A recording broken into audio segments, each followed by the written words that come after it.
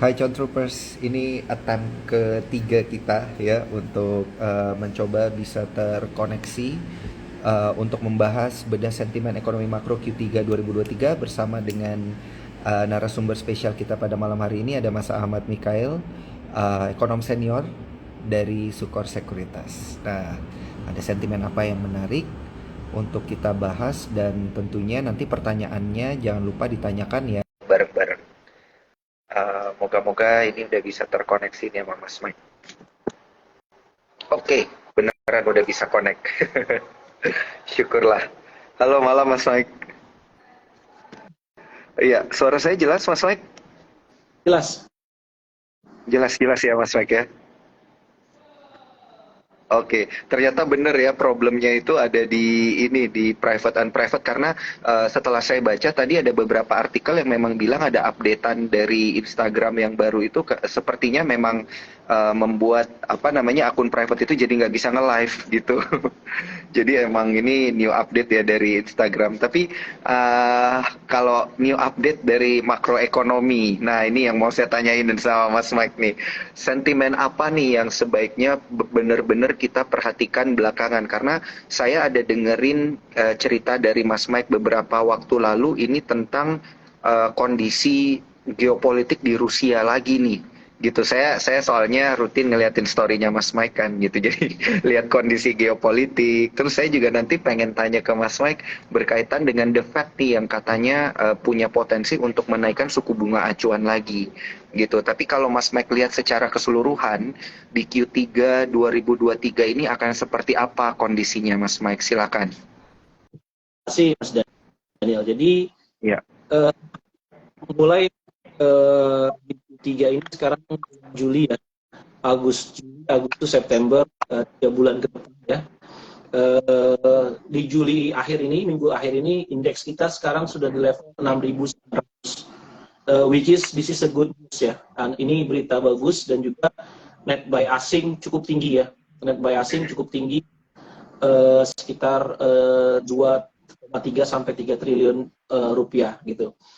Nah, apa yang menjadi katalis yang kemungkinan akan mendorong pergerakan pasar saham kita sampai dengan 3 bulan depan, itu ada isu utama yaitu tensi geopolitik yang meningkat di Rusia, di mana kalau teman-teman semua perhatikan, kenaikan harga komoditas yang terjadi di bulan Februari tahun 2022 sampai dengan bulan September 2022 tahun lalu, itu naiknya luar biasa. Harga gandum naik dari sekitar $500 per metric ton menjadi $1.000 per metric ton.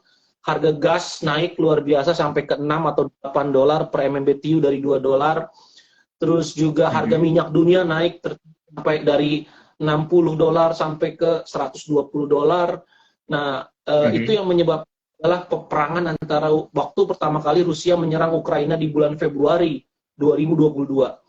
Nah, kalau teman-teman perhatikan, tiba-tiba harga komoditas dunia itu, gandum, gas, natural gas, pupuk, amonia, dan juga minyak dunia, sampai dengan sebulan Juni, maka balik ke 3% kita dari Sukor turun terus, gitu ya, seperti itu, sehingga bond trader itu berekspektasi bahwa The Fed akan memangkas tingkat suku bunga. Nah, dari mana saya tahu? Kalau teman lihat yield obligasi yang 2 tahun di Amerika dan 10 tahun itu udah lebih rendah dibandingkan Fed Fund Rate yang 5%. Artinya para pelaku pasar sebenarnya sudah mulai price in bahwa tingkat suku bunga ini akan turun. Makanya dia membeli obligasi yang tenornya lebih panjang, 10 tahun katakanlah.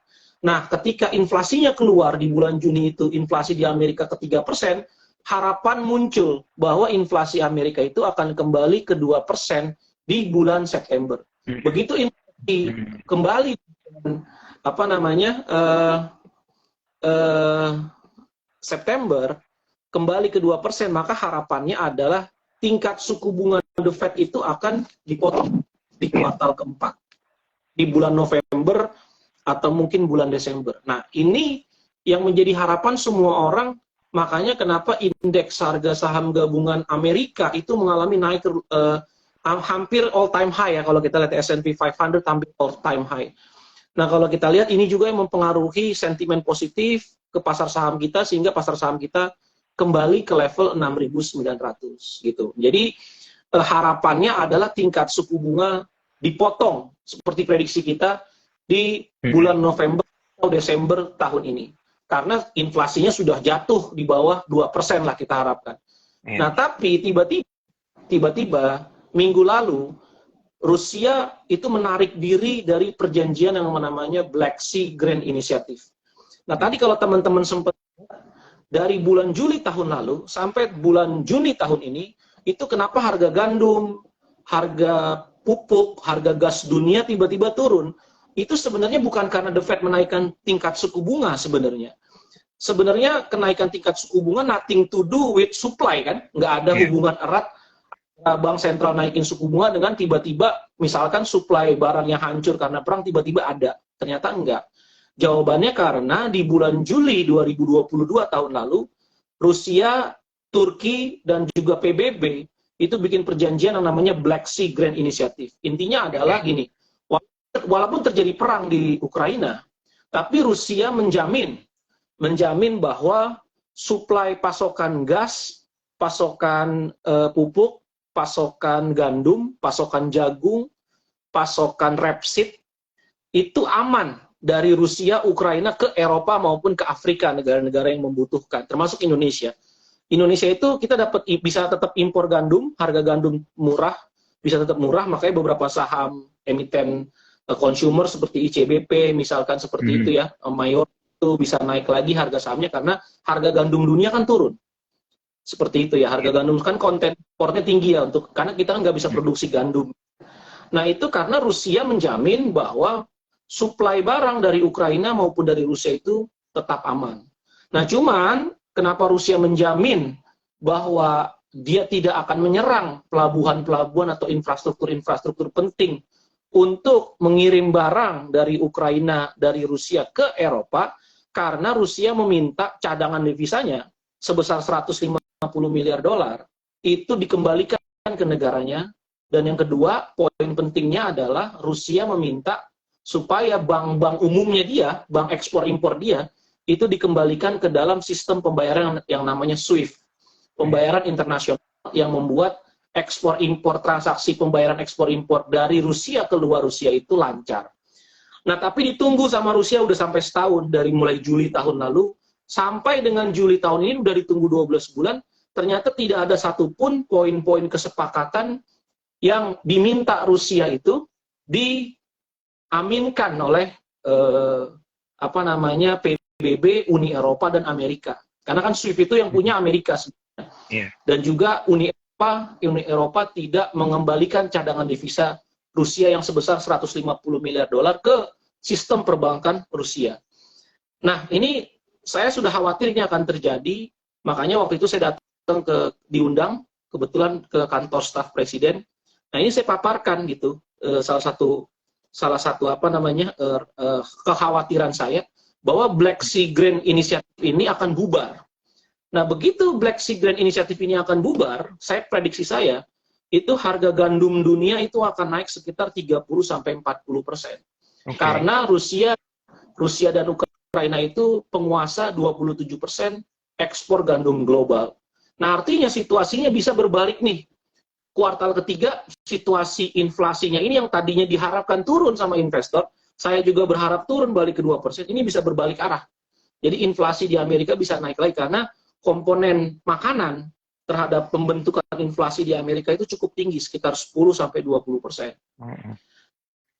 Mas, jadi kita sekarang melihat katalisnya malah, kalau terjadi, sekarang Black Sea Grain Initiative ini sudah diterminate, Rusia tidak mau lagi memperpanjang dan tidak menjamin.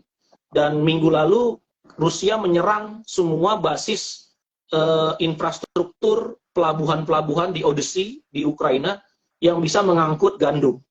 Nah, karena tidak ada jaminan dari keamanan dari Rusia, maka tidak mungkin kapal-kapal swasta, kapal-kapal tanker swasta itu mau mengangkut gandum ataupun pupuk dari Ukraina atau dari Rusia ke luar, ke Eropa maupun Afrika maupun ke Amerika.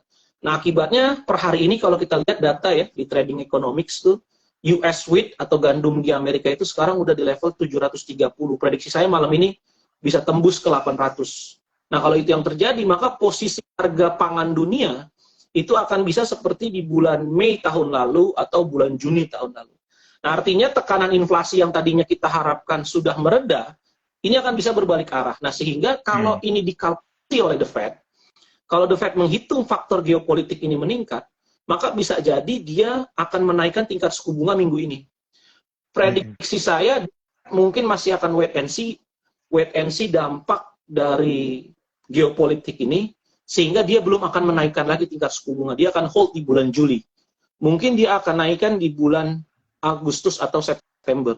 Begitu dia lihat dampak dari tensi geopolitik ini mulai tertranslate ke inflasi di Amerika. Seperti itu, Mas. Oke. Berarti dengan ini dampaknya gede banget ya, Mas Mike. Dengan menarik diri dari Black Sea Grain Initiative, harga gandum kemudian naik. Kebetulan di US sendiri kebutuhan untuk pangannya itu terkait dengan gandum 10-20% gitu ya, untuk pembentuk inflasi, dan berarti ada kurang lebih 20% more chance untuk inflasi itu naik di US. Kalau inflasinya naik, bisa jadi batal nurunin suku bunga gitu ya, minimal tidak menaikkan kan. Karena kalau kita lihat dari rapat FOMC kemarin kan, ini kalau nggak salah 90% ya, 90-an% yang memproyeksikan bahwa akan menaikkan suku bunga di the next Fed meeting gitu. Jadi kalau Mas Mike melihat hal ini, berarti most likely kalau memang suku bunga di Amerika Serikat ini benar gitu dinaikin 25 basis poin, apakah Indonesia juga akan ikut gitu nantinya, Mas Mike? Ya. Nah, so far kenaikan harga gandum dunia ini pasti akan berdampak ke inflasi kita. Karena Indonesia ini negara yang tidak bisa memang memproduksi gandum ya. Karena untuk Indonesia memproduksi gandum, ongkosnya akan sangat mahal dibandingkan kalau kita import. Karena kita kan negara tropis ya. Biasanya gandum itu di negara-negara 4 musim atau negara-negara subtropis. Nah, sehingga kemungkinan besar kalau harga gandum lompat, tentu harga pangan seperti tepung ya, yang berkontribusi 30-40% sebagai sumber karbohidrat. Nah, sayangnya ini kita udah ketergantungan sama tepung ya, sama roti kan, sama Indomie, sama tepung gitu ya, udah sekitar 30. Sama gorengan ya, Mas. Gorengan. Kita semua lah itu makanan kesukaan kita semua itu. Basisnya itu tepung, kan basisnya itu adalah gandum.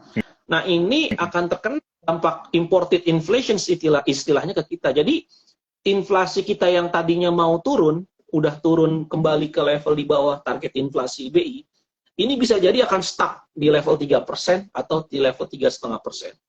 Nah, kalau The Fed akhirnya menaikkan tingkat suku bunga, otomatis BI mungkin akan mempertahankan suku bunga atau menaikkan suku bunga. Karena tesis di awal tahun kita, tesis di awal tahun saya, sekuritas kita, prediksi bahwa tingkat suku bunga akan turun. Karena inflasinya akan drop kembali. Dengan asumsi memang kita sudah mengasumsikan tensi geopolitik ini tidak akan memanas, artinya atau minimal harga komoditas akan turun drastis. Tapi begitu Rusia keluar dari Black Sea Grain Initiative, kita harus lihat ya kondisinya. Karena begini, kalau harga gandum dunia naik katakanlah 30-40%, maka otomatis negara-negara Eropa akan panik. Negara-negara Afrika, Turki, Asia, Afrika itu akan panik. Apa yang mereka lakukan? Mereka akan stok pupuk. Mereka akan stok untuk memproduksi pangan dalam negeri sendiri. Sehingga demand terhadap pupuk akan naik. Nah, begitu demand terhadap pupuk akan naik, maka demand terhadap produksi pembuat pupuk, yaitu gas, natural gas itu juga akan. Makanya otomatis dampak dari kenaikan hilangnya 27% gandum dari supply gandum global, ini menurut datanya saya ambil dari S&P Global, 27% gandum dunia itu berasal dari Ukraina dan Rusia. Nah, ini kemungkinan akan mendorong harga amonia naik. Nah, kita bikin regressions, bikin regressions, kita ambil historical data gitu 4 tahun terakhir, ternyata hubungannya kuat antara harga gandum dengan pupuk.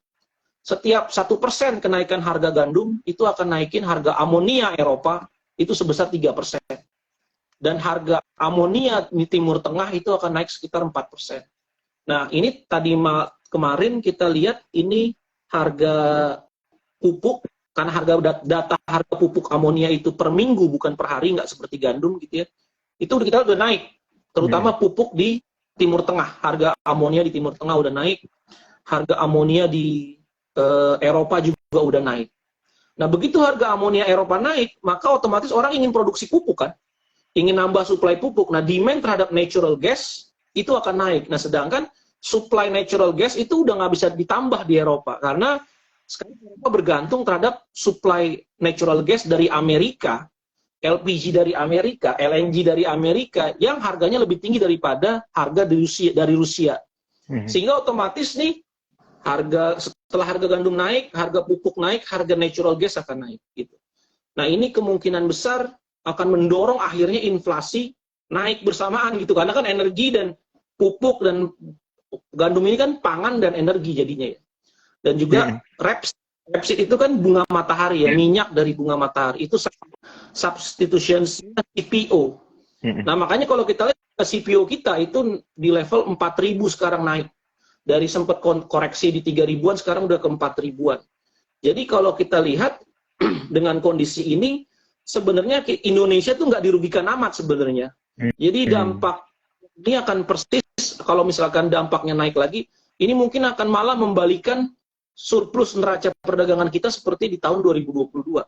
Seperti itu, Mas. Dan bagi Indonesia mungkin net wealth effect-nya akan positif malah, karena tadi yang hilang rapeseed, maka otomatis harga CPO akan naik, which is itu akan positif ke emiten CPO. Terus misalnya harga pupuk naik, which is itu bagus buat emiten pupuk amonia, seperti ESA misalkan, itu akan diuntungkan seperti itu. Dan juga kita lihat ini apa namanya, seberapa besar dampak dari kenaikan LNG atau natural gas di Eropa itu mendorong harga coal. Karena kan coal dan LNG ini kan dia substitutions juga. Kalau misalkan begitu harga LNG naik ke level 3 atau 4 dolar di Eropa karena Black Sea Grain inisiatifnya ini di withdraw, maka harga batu bara itu bisa naik. Gitu. Makanya kalau kita lihat sekarang harga udah bottoming dan dia kelihatannya itu mau naik gitu. Nah, otomatis kalau batu bara, amonia naik, maka net Indonesia diuntungin sebenarnya. Cuma trade off-nya adalah inflasi domestik kita akan naik juga. Oke. Berarti, wah ini menarik banget nih. Sebelum saya bertanya pertanyaan yang selanjutnya nih, saya juga penasaran tadi terakhir Mas Mike ngomongin tentang inflasi di Indonesia mungkin naik, tetapi trade balance kita juga sebenarnya bisa saja diuntungkan gitu ya. Nah, saya mau nanya ke arah sana, tapi sebelum itu saya mau ingetin ke para cuan troopers. Ini ada cuan troopers kita yang katanya ketinggalan gitu ya. Jangan takut karena nanti ini bakal kita record, bakal ada nanti untuk recordnya itu ada di Instagram Sukor Sekuritas, dan nanti juga akan kita buatkan versi YouTube-nya karena kita udah multi platform. Bisa dicari di YouTube Sukor Sekuritas dan juga bisa dicari lewat Spotify ya, Spotify-nya Sukor Sekuritas. Kita udah multi platform, jadi yang mana-mana aja udah kita provide gitu ya. Dan jangan lupa pertanyaan dari cuan troopers masukin di kolom question and answer ya, supaya bisa dijawab langsung oleh Mas Mike. Nah, tadi juga Mas Mike udah sempat sebutin ada beberapa emiten yang mungkin aja diuntungkan ya. Jadi jangan lupa untuk dimasukin ke watchlist kamu, tentunya pakai aplikasi Spot by Sukor Sekuritas. Daftarnya via eform.sukorsekuritas.com. Baik, Mas Mike, saya pengen lanjut nanya, ini berkaitan dengan efeknya kepada inflasi gitu ya. Kalau memang ini berjalan dan berkelanjutan gitu, seberapa jauh nih sebenarnya inflasi kita di tanah air bisa ketarik naik gitu? Apakah akan berdampak sekitar ada kenaikan misalnya, apakah ini sudah bisa diperhitungkan? Nah, gitu dulu deh Mas Mike. Kenaikannya bisa sampai berapa persen? Apakah bisa naik sekitar 1-2% apabila ini terus berlanjut atau seperti apa? Dan begitu pula pada trade balance kita gitu, nanti dampaknya bisa sebesar apa gitu untuk neraca dagang kita, karena saya lihat data neraca dagang kita terakhir itu memang masih surplus, tapi surplusnya itu kayak semakin lama semakin menipis gitu Mas Mike, untuk neraca dagang kita, karena katanya ekspornya itu melemah, impornya makin lama makin gede. Nah gitu, silakan Mas Mike. Ya, jadi memang untuk mengukur sekarang agak sulit ya, karena ini Ya. spillover effect-nya masih terus berjalan. Ya, Oke. spillover dari Grand Initiative ini ditutup sama Rusia, diterminate sama Rusia, sampai dengan seberapa tinggi nanti harga gandum akan naik, itu masih belum Iya. masih belum maksimal Iya. menurut saya dampaknya. Mm-mm. Cuma kita hitung ada 27% suplai gandum dunia yang hilang. Let's say setris ribus, maka harga gandum dunia itu akan naik 30 sampai 40%. Oke. Kenapa 10% itu dampak dari supply yang hancur? Kalau saya bilang 40% karena fairness-nya. Mm-mm. Maka orang yang tadi nggak negara-negara yang tidak membutuhkan untuk menumpuk gandum untuk dia survive, dia akan agresif buying untuk mencegah terjadinya panic buying. Nah, ini panic buying ini yang belum terjadi. Cuma kalau kita lihat per ini harga gandum udah 730, udah break level resisten atasnya itu dari 3 bulan yang lalu. Sekarang kemungkinan bisa tembus ke $800 per metric ton.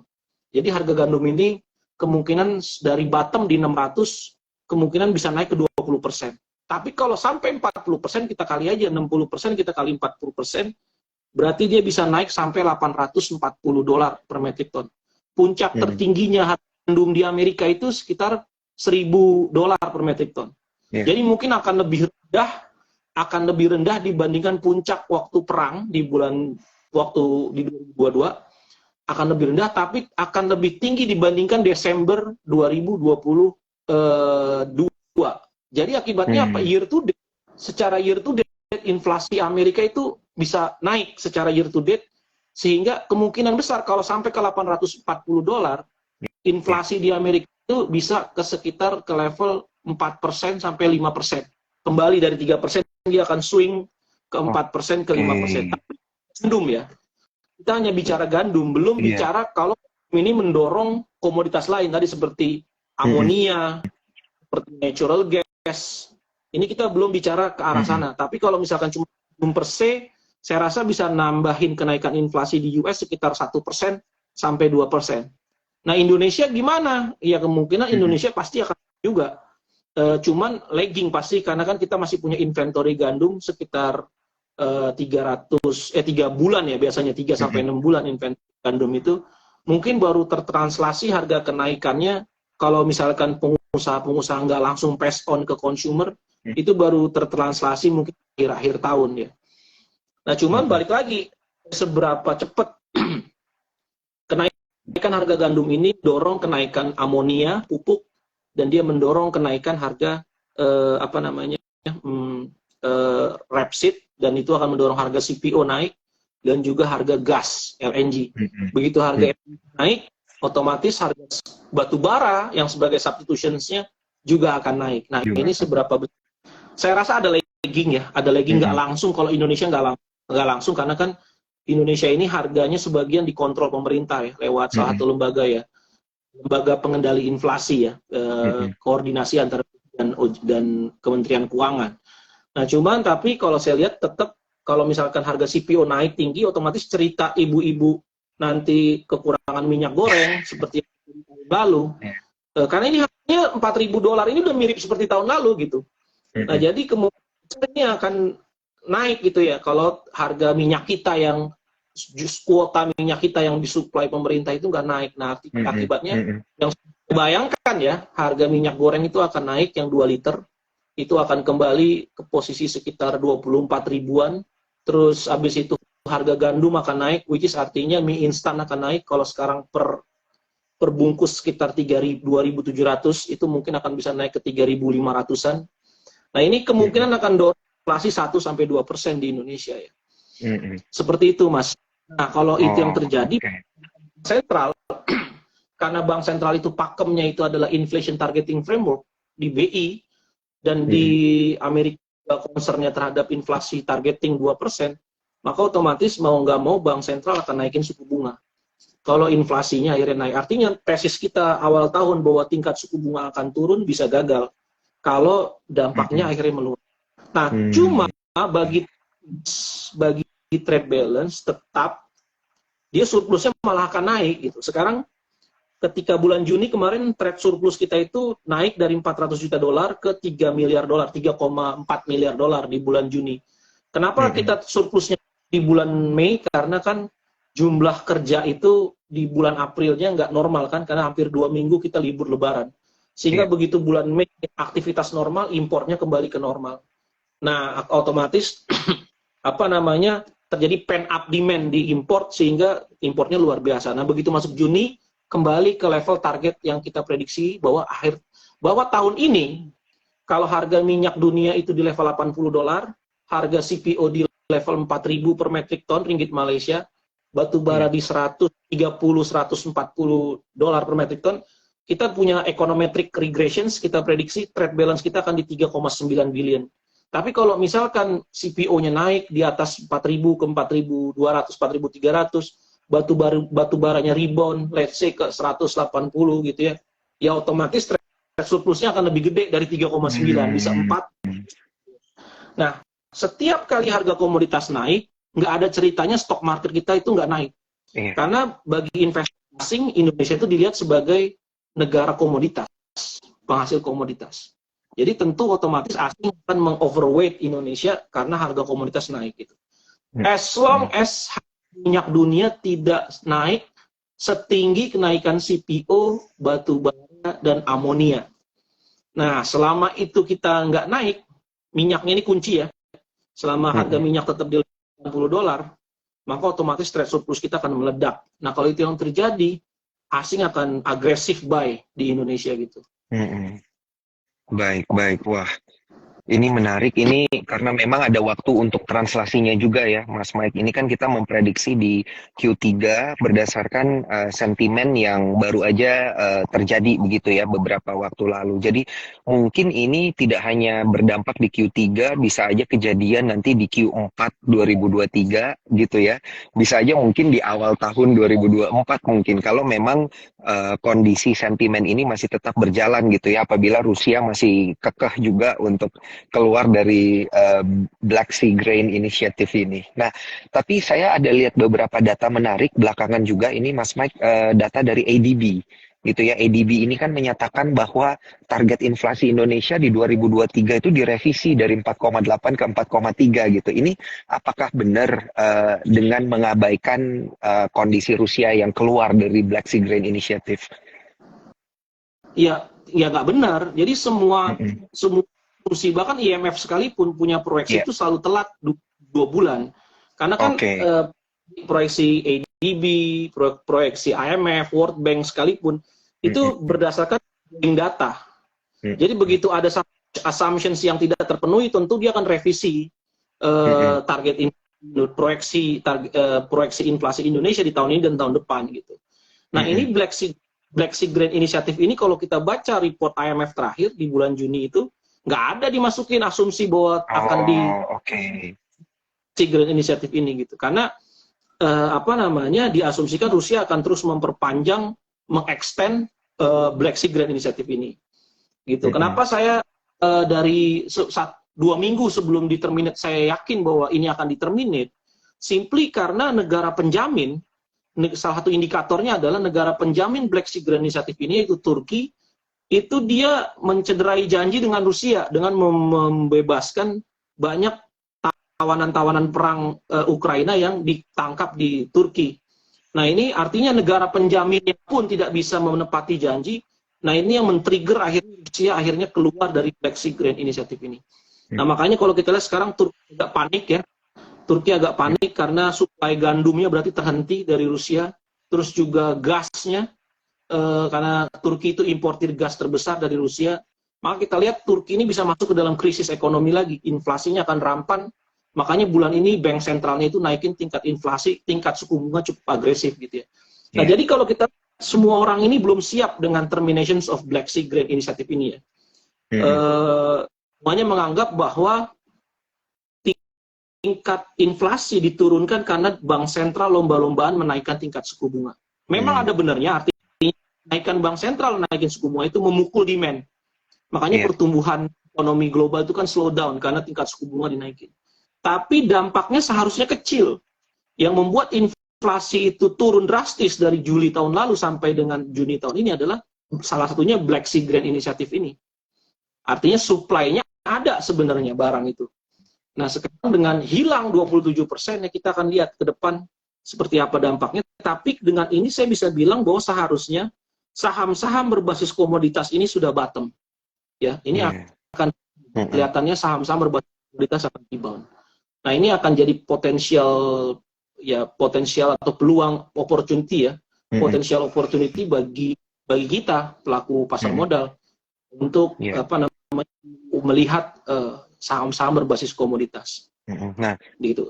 Kalau saham komoditas kan tadi beberapa sudah disebutin oleh Mas Mike, ada batu bara, ada yang berbasis gas gitu ya, yang mungkin ini akan langsung memiliki pengaruh yang ada hubungannya dengan amoniak gitu ya, batu bara, gas dan juga amoniak dan juga CPO gitu ya, tadi sempat disebutin oleh Mas Mike. Nah, kalau komoditas-komoditas lain nih, misalnya yang berbasis pangan juga gitu, Mas Mike, itu apakah pengaruhnya juga akan besar gitu untuk komoditas berbasis pangan lainnya, atau hanya komoditas yang berbasis energi aja nih yang lebih banyak dipengaruhi?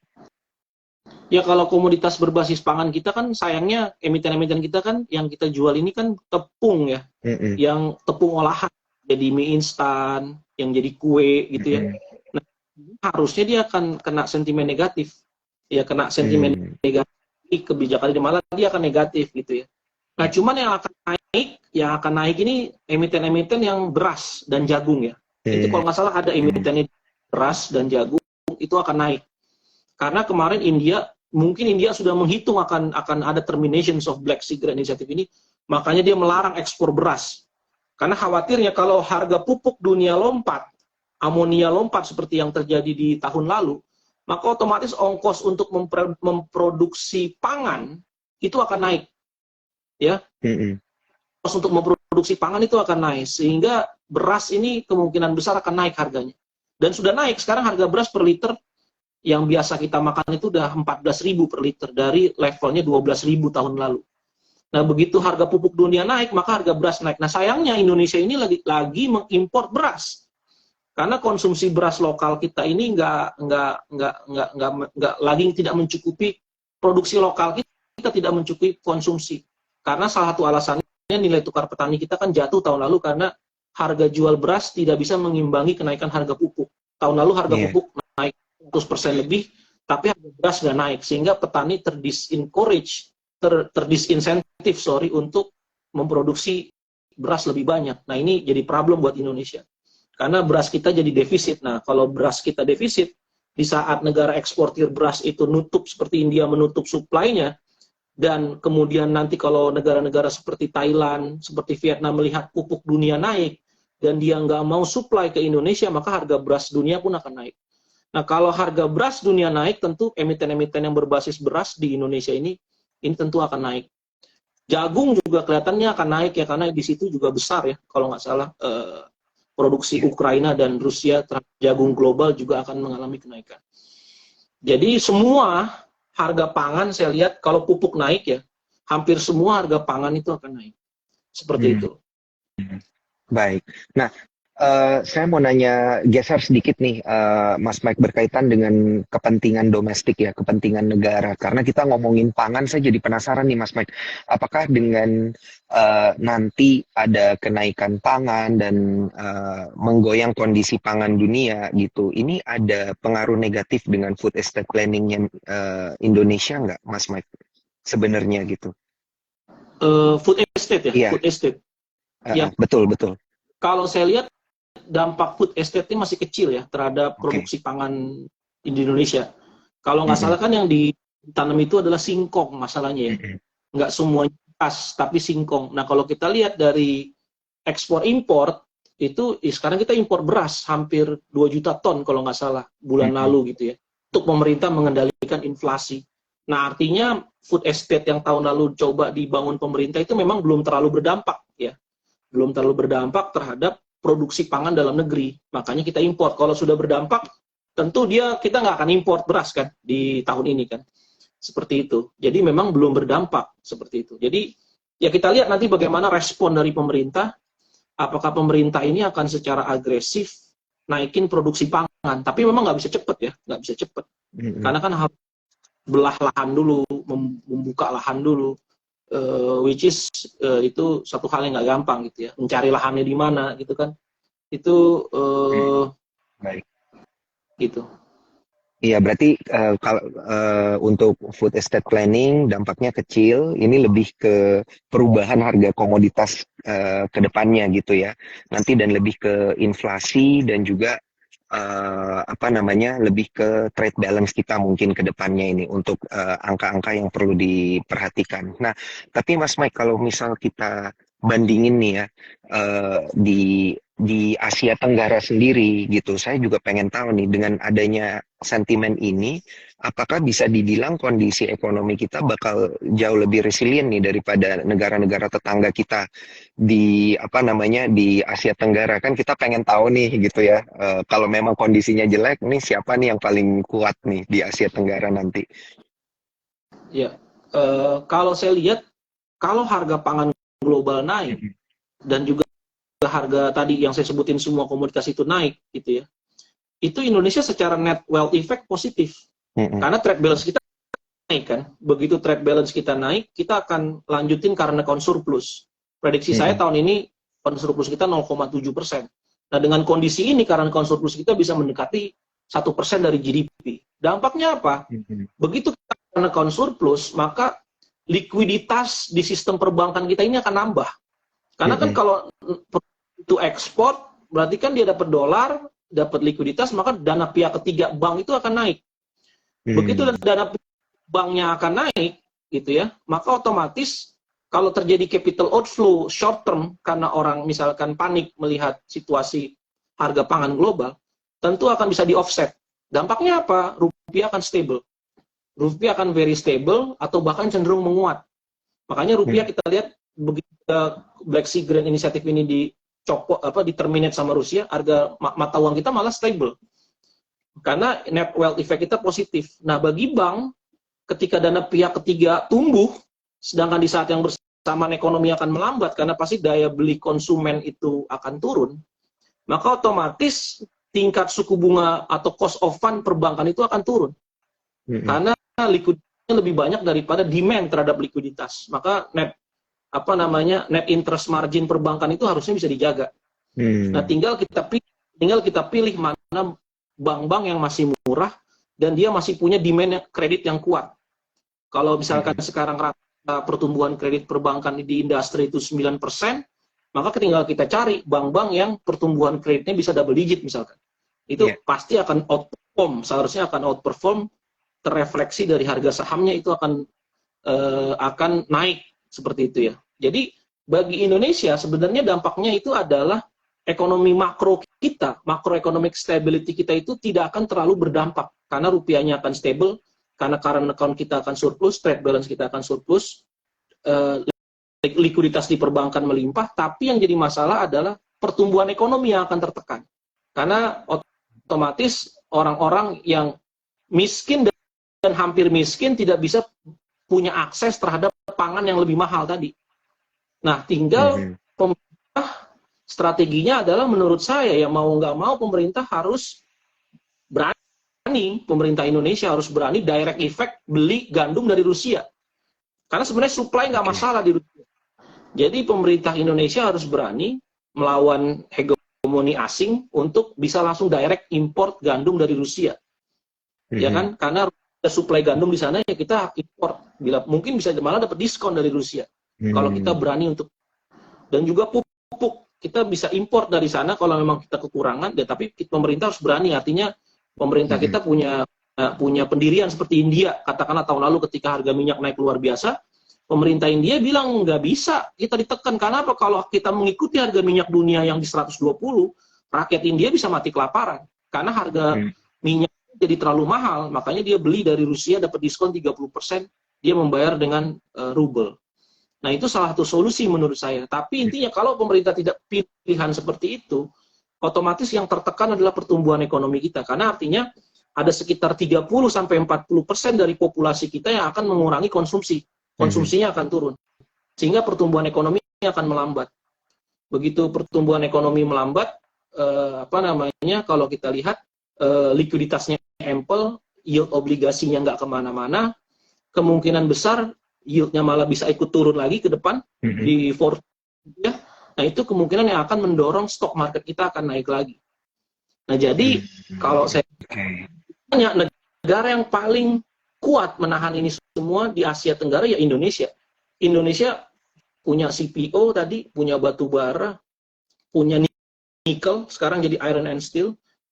Jadi kita kuat, cuman tadi masalahnya problem di pangan.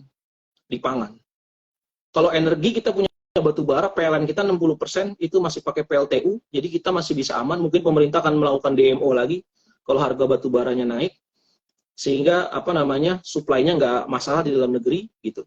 Cuman problem tadi hanya pangan. Problem tadi pangan tadi beras dan gandum, sumber protein kita inilah yang akan jadi masalah di inflasi. Nah, ini sebenarnya bisa diselesaikan, ada solusinya. Solusinya adalah pemerintah harus berani untuk direct import langsung dari Rusia yang punya sumber gandum. Baik, tapi apakah memang selama ini ada semacam restriksi gitu, Mas Mike, kalau pemerintah kita mau impor langsung gitu dari Rusia, yang sebenarnya krusial kalau dilakukan gitu? Ya pasti ada restriksi, karena kan bank-bank di Rusia minimal, bank kita kan yang terhubung dengan SWIFT nggak bisa direct payment atau pembayarannya akan jadi masalah. Karena kan bank di Rusia tidak bisa sistem SWIFT. Sedangkan bank kita kan kebanyakan masuk ke dalam sistem SWIFT, sehingga biasanya kalau bank-bank yang masuk ke dalam sistem SWIFT itu kan letter of credit-nya lancar untuk dicairkan. Jadi mudah lah. Begitu bank Rusia nggak bisa, ya bank-bank kita harus connect ke sistem pembayaran lain, gitu. Nah, itu yang jadi masalah. Nah, kalau kita bayar gandum dari Amerika, ya otomatis harga gandum Amerika kan harga market price. Ya otomatis harga gandumnya ya harga gandum dunia sekarang yang tinggi, seperti itu. Sebenarnya kita bisa dapat akses lebih murah dari Rusia langsung. Ya mungkin pembayarannya misalkan melalui China, melalui third party, seperti itu ya.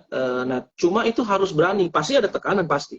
Secara geopolitik tekanan itu tinggi pasti di Indonesia untuk tidak dibolehkan impor langsung dari Rusia.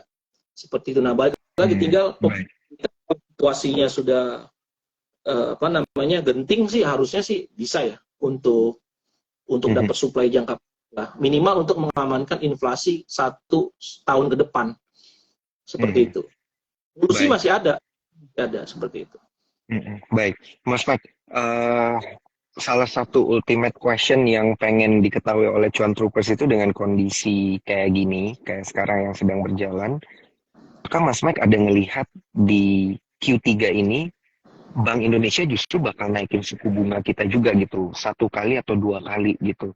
Karena kan sekarang udah 5,75, tapi ada proyeksi mungkin inflasi kita juga bakal naik lagi gitu. Sebesar apa gitu kemungkinannya? Kalau Q3 ini saya rasa sampai bulan September BI mungkin akan wait and see, dia nggak akan naikin suku bunga. Karena balik lagi argumentasinya inflasi kita masih rendah dan ini masih terlalu cepat, kenaikan harga komoditas itu masih terlalu cepat untuk ditransmitted langsung ke CPI.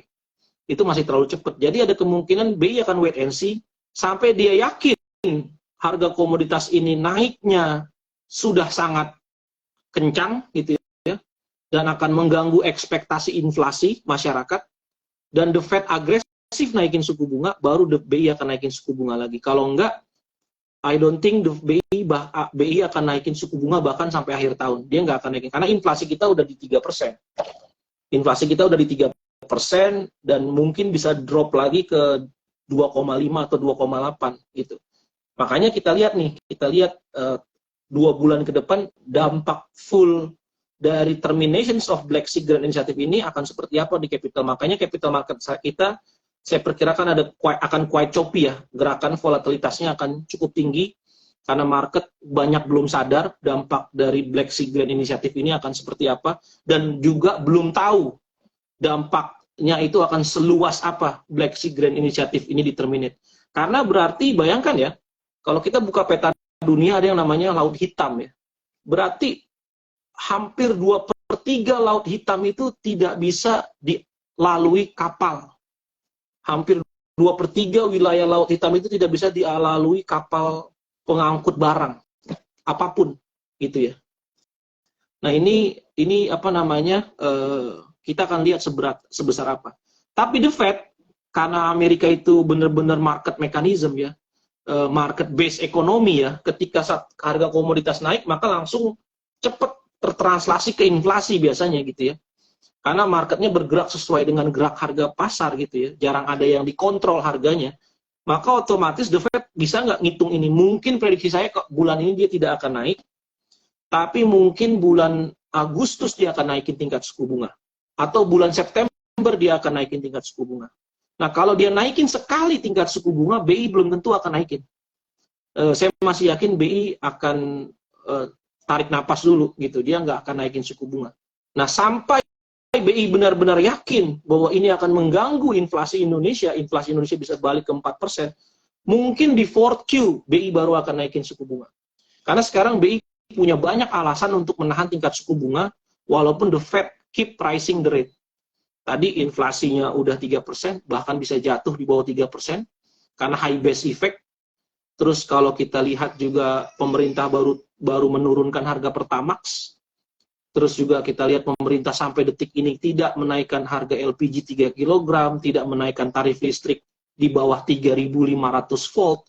Jadi inflasinya ini masih bisa ditahan oleh pemerintah. Jadi BI masih akan tetap menjaga tingkat suku bunga saya rasa sampai dengan third Q. Jadi ada divergence of monetary policy. Kita punya tesis bahwa akan terjadi divergence of monetary policy antara The Fed dengan BI di kuartal ketiga tahun ini. Baik. Wah, menarik banget. Tapi kalau pertanyaan sebaliknya, ini pertanyaan sebaliknya kalau tadi proyeksi untuk menaikkan suku bunga, Mas Mike. Sebelumnya, ketika belum ada sentimen Rusia keluar dari Black Sea Grain Initiative ini, ada proyeksi yang mengatakan bahwa Bank Indonesia mungkin aja menurunkan suku bunga jauh lebih cepat daripada The Fed gitu. Ini masih kelihatan nggak sih sebenarnya, Mas Mike? Atau udah nggak bisa kita lihat lagi gitu karena ada sentimen baru ini? Saya rasa itu kasih sukor. Dari awal tahun kita bilang BI bisa lebih cepat motong suku bunga dibandingkan The Fed. Tapi balik lagi di report kita selalu bilang the biggest threat atau the biggest risk dari kita punya model itu adalah geopolitics. Balik lagi tensi geopolitik. Jadi term and conditions applied. Jadi benar-benar geopolitik ini kartu as lah. Kalau dimainkan geopolitik ini di 2023, maka asumsi itu berantakan semua. Dan saya rasa sekarang orang nggak melihat akan suku bunga diturunin jadinya kalau kayak begini. Asumsi suku bunga diturunin baik di Indonesia ataupun di Amerika itu bisa jadi nggak kejadian gitu ya. Nah, cuma kalau misalkan tiba-tiba inflasinya spike, terus habis itu daya beli langsung hancur karena tingkat suku bunga sudah tinggi, inflasinya terus dihantam sama inflasi gelombang kedua, second wave inflations di kuartal ketiga ini, bisa jadi Amerika masuk ke dalam resesi di kuartal keempat. Ekonominya akan kontraksi dalam di kuartal keempat. Nah, kalau ekonominya kontraksi dalam di kuartal keempat, nanti kita tinggal lihat dampak dari Black Sea Grain Initiative ini akan lebih menghancurkan mana? Lebih menghancurkan supply atau menghancurkan demand? Kalau demand-nya hancur lebih dalam daripada supply, maka yang terjadi apa? Deflations. Harga-harga barang akan drop. Karena walaupun supply-nya nggak ada, tapi demand-nya juga nggak ada, harga barang turun. Jadi tinggal kita lihat dampaknya lebih hancur mana, supply-nya yang hancur, atau demand-nya hancur lebih dalam. Nah, kalau demand-nya hancur lebih dalam yang terjadi 2024 first Q, bank sentral lomba-lombaan akan cut rate. Atau even di akhir tahun di Desember, bank sentral akan, the Fed, BI akan lomba-lombaan cut rate. Kalau demand-nya hancur lebih dalam daripada supply. Tapi as long as supply-nya hancur lebih dalam dari demand, ya bank sentral akan jaga tingkat suku bunganya di level yang tinggi. Seperti itu. Nah, kapan kita tahu demand-nya itu hancur lebih dalam daripada supply? Kalau kita lihat terjadi bank crisis atau financial crisis. Seperti yang terjadi di bulan Maret dengan SVB. Kalau misalkan banyak bank yang kolaps karena banyak perusahaan dan individu yang tidak bisa membayar bunga hutang dan juga pokoknya karena daya beli hancur, maka otomatis liquidity akan shrinking sangat cepat. Nah, begitu liquidity shrinking sangat cepat, maka komoditas itu akan turun. Nah, kita lihat sekarang memang full of uncertainty nih sekarang yang terjadi. Cuman peluang untuk komoditi naik rally di kuartal ketiga ini sangat mungkin ya. Kembali lagi, saham-saham komoditas itu menurut saya saham-saham yang trading ya, untuk trading ya. Bukan yang di buy and hold dalam jangka panjang. Karena kalau misalkan tadi tiba-tiba di 4Q, di akhir tahun demand-nya hancur lebih dalam, tentu harga komoditas pun akan koreksi lagi. Gitu. Jadi kita lihat dampaknya akan seperti apa. Kayak gitu. Baik. Mas Mike, saya punya 2 pertanyaan terakhir nih. Udah nggak berasa kita udah mau sejam ngobrol. Pertanyaan yang pertama adalah ini dari Cuan Troopers nih. Ada yang bilang katanya gabung BRICS saja gitu. Nah, ini FYI untuk para Cuan Troopers, BRICS itu adalah gabungan dari Brasil, Rusia, kemudian di sini ada China juga, kemudian ada India dan South Africa gitu. Yang bergabung di sana udah ada 19 negara, tapi Indonesia belum gabung gitu ya, Mas Mike ya kondisinya. Nah, ini bisa jadi solusi nggak sih sebenarnya gabung di BRICS gitu? Ya, bisa. Tergantung balik lagi. Tapi masalahnya Indonesia ini kan kita menganut sistem politik bebas aktif ya. Sistem politik kita bebas aktif. Takutnya kalau kita bergabung dengan BRICS, negara-negara NATO, Amerika akan melihat Indonesia lebih pro dengan China dan Rusia dibandingkan dengan negara-negara NATO gitu. Nah, kalau nggak gabung dengan BRICS, Rusia dan China melihat Indonesia lebih pro dengan kebijakan luar negeri Amerika, NATO, dan sebagainya di Pasifik. Nah, bagi Indonesia ini memang kondisi yang serba salah ya, menurut saya serba salah. Tapi ya kita harus bermain cantik. Intinya kita harus bermain cantik. Ya kita lihat berarti kebijakan internasional kita harus case by case ya. Menurut saya harus case by case. Kita ngelihatnya per kasus ya. Jangan kita melihat secara global. Tadi kalau misalkan intinya kita bisa belajar dari India tahun lalu. Begitu harga minyak dunia lompat di 120, India tetap dekat sama Amerika. Sekarang penjualan iPhone tertinggi ada di India, artinya India juga mengambil foreign direct investment besar dari Amerika. Tapi di satu sisi ketika harga minyak dunia naik sampai $120, dia bisa bilang enggak sama Amerika gitu. Dia harus cari minyak yang diskonan dari Rusia, kalau enggak rakyatnya mati kelaparan.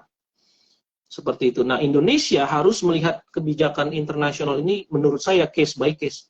Nah, itu nanti tinggal bagaimana Kementerian Luar Negeri dan juga Kementerian Perindustrian dan Kementerian Perdagangan itu bekerja sama untuk mencari yang terbaik bagi national interest kita. Seperti itu.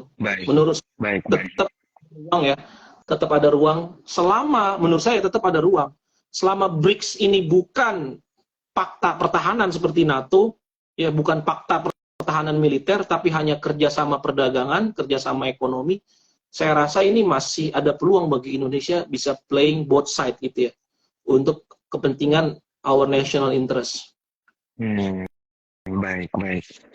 Wah, ini menarik banget. Dan otomatis ini sudah menjawab pertanyaan yang diajukan oleh Cuan Troopers. Dan terakhir, pertanyaan dari saya, Mas Mike.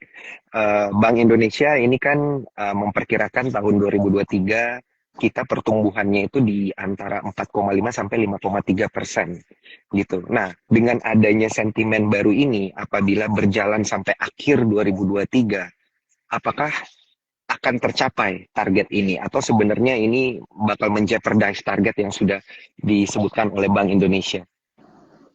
Ya, jadi kemungkinan besar target pertumbuhannya ke bawah ya, jadi ke bawah, jadi ke 4,5%. Karena masalah di Indonesia itu ada terlalu banyak populasi kita yang hampir miskin ya. Jadi bottom 40% kan orang yang miskin di Indonesia itu kalau nggak salah definisinya konsumsinya less than 1.75 dolar ya, 1,75 dolar gitu ya. Nah itu jumlahnya 27 juta orang, sekitar 10% dari populasi gitu ya. Nah sedangkan yang di atas 1,75 dan di bawah 3 dolar itu ada sekitar 100 juta. Nah inilah yang paling rentan kalau harga pangan, harga energi naik. Nah ini konsumsinya akan menekan domestic consumption kita gitu. Dan pemerintah nggak bisa berbuat terlalu banyak bagi yang segmen 100 juta di atas garis kemiskinan ini. APBN kita ini nggak begitu banyak untuk bisa mensupport domestic consumption dia gitu. Jadi probability most likely skenario kita akan bisa jadi pertumbuhan ekonomi kita proyeksinya downgrade ya dari 5% tadi di level bawahnya lah, batas bawahnya di sekitar 4,5%. Tapi 4,5%, kalau kita bisa tumbuh 4,5%, misalkan kalau tiba-tiba Amerika resesi, Eropa resesi, mungkin Eropa udah resesi, bahkan Jerman udah resesi gitu ya. Kalau Amerika resesi, China slow down karena Amerika Eropa resesi, 4,5% itu jadi kelihatan bagus. Bagi foreign investor jadi kelihatan bagus, apalagi kalau komoditinya benar-benar rally ya. Seperti tahun 2022 sih harusnya sih stock market kita at least tutup tahun bisa ke 7.300 lagi atau mungkin di atas 7.300. Amin. Ini yang ditunggu-tunggu soalnya Mas Mike. Transaksi dari kemarin-kemarin 10 triliun juga nggak sampai, padahal tahun lalu itu 15, 18, 20 triliun per hari gitu ya. Ini pasti yang kita tunggu-tunggu kondisinya ya. Tapi either way, dari penjelasan Mas Mike sendiri, kita bisa justru kena windfall-nya lagi ya. Positif ya. Hal yang positif sebenarnya untuk negara kita, selama tentunya beberapa kondisi dan angka-angka yang udah disebutkan Mas Mike ini juga berjalan begitu ya, sesuai dengan yang sudah diprediksikan tentunya. Ya, satu lagi tadi berita bad news mungkin terkait dengan growth kita. Tapi ada satu positif news para investor juga harus perhatikan tentang rating kita, rating negara kita. Indonesia ini negaranya ratingnya triple B oleh Fitch, oleh Moody's, dan oleh S&P. Rating negara itu sangat menentukan tingkat suku bunga pinjaman suatu negara. Nah, Indonesia ini sekarang yield obligasi yang 10 tahun level 6, triple B plus. Dengar ya, pertumbuhan ekonomi kita let's say 4,5 tahun depan itu 5%, kemungkinan besar rating kita bisa naik ke triple B plus tahun depan dan yield kita akan turun. Nah ini kemudian bisa mendorong Q2000